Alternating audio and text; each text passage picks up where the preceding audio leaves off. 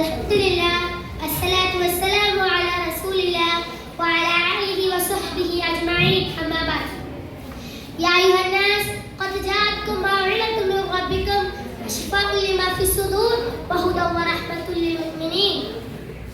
ബഹുമാനപ്പെട്ട ജഡ്ജസ്, അധ്യാപകരെ, വിദ്യാർത്ഥി സുഹൃത്തുക്കളെ, അസ്സലാമു അലൈക്കും വറഹ്മത്തുള്ളാഹി. അജ്ഞതയിലും അന്ധകാരത്തിലും ആഴ്ന്നിക്കിടന്ന ഒരു സമൂഹത്തിൽ മാറ്റത്തിന്റെ വിപ്ലവം സൃഷ്ടിച്ച മാനവരാശിക്കാർക്കമാനമുള്ള മാർഗദീപമായി പ്രപഞ്ചനാഥനായ അല്ലാഹു അവസാന പ്രവാചകനായ മുഹമ്മദ് നബി ഇറക്കിക്കൊണ്ട വേദഗ്രന്ഥമാണ് ഖുർആൻ.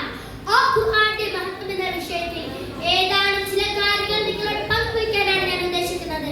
ഇൻഷാ അല്ലാഹ് വിമർശകരാലും പ്രശംസകരാലും പല കാലങ്ങളിലും പരാമർശ വിധേയമായ മഹിതമായ ഗ്രന്ഥമാണ് വിശുദ്ധ ഖുർആൻ.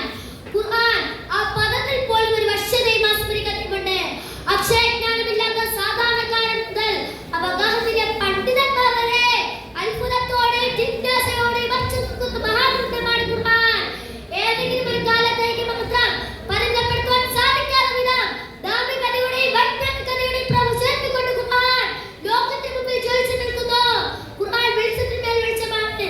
യാ അയ്യുഹന്നാസ് ഖദ് ജാഅക്കും ബുർഹാനുൻ മിൻ റബ്ബിക്കും വഅൻസൽനാ ഇലൈക്കും നൂറൻ മുബീനാ. ഖുർആൻ രോഗശമനമാണ്. ഖുർആൻ പാരായണം മനസ്സിന് ശാന്തിയും സമാധാനം നൽകുന്നു. ജീവിതത്തിന് ലക്ഷ്യം നൽകുന്നു. നല്ല വ്യക്തിത്വം വികസിപ്പിക്കാൻ